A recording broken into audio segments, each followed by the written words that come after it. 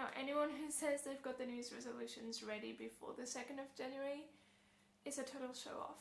And personally, I don't need this sort of negativity in my life. Now, apart from the usual drink more water, eat your fibre, take your meds, don't be a total douche, I found myself setting some fountain pen related goals, and I thought, for the sake of content creation, I'd share them with you. Maybe you'd find them interesting or, you know, hashtag relatable.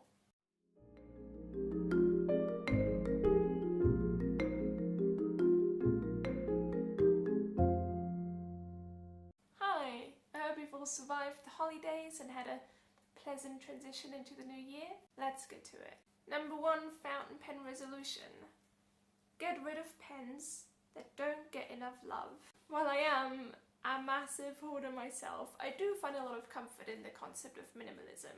And I have taken steps, however small, to get rid of things I don't need.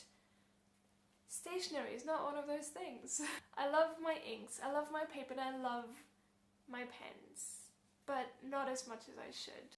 According to my fountain pen database, I still have 43 pens of the original 52 pens I've ever owned. 43, that's a lot. You can't use them all and love them all equally. So that'll be my goal for 2018. Get rid of pens I don't love.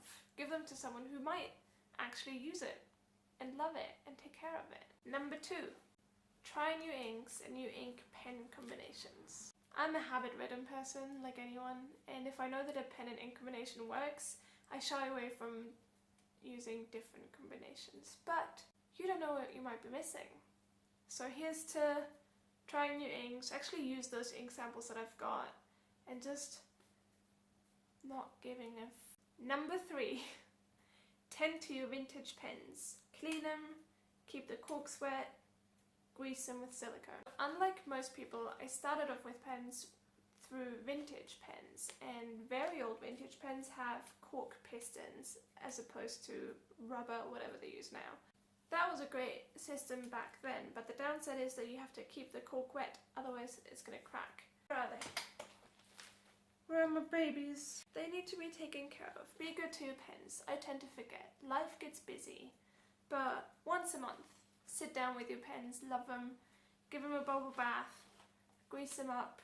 Some of these pens are like 3 times my age. Be good to them. Commandment number 4. I want to summarize my days in my calendar. This is my traveler's notebook. I'm not going to go through it because it's not what we're here for. But I have the Travelers Company calendar in the weekly setup. So this will be my appointments and assignments, and on the right I specifically left out that space so I could summarize my days, which I sometimes, or for the past few months, have been failing to do.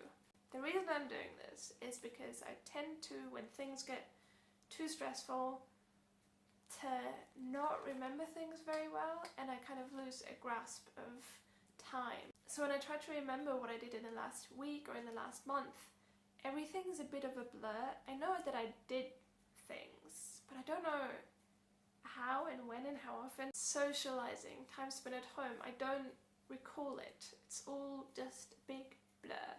Another thing that I find helpful for that is a habit tracker, but I don't want to get completely sucked into the concept of bullet journaling in this video, especially because I'm not very good at it.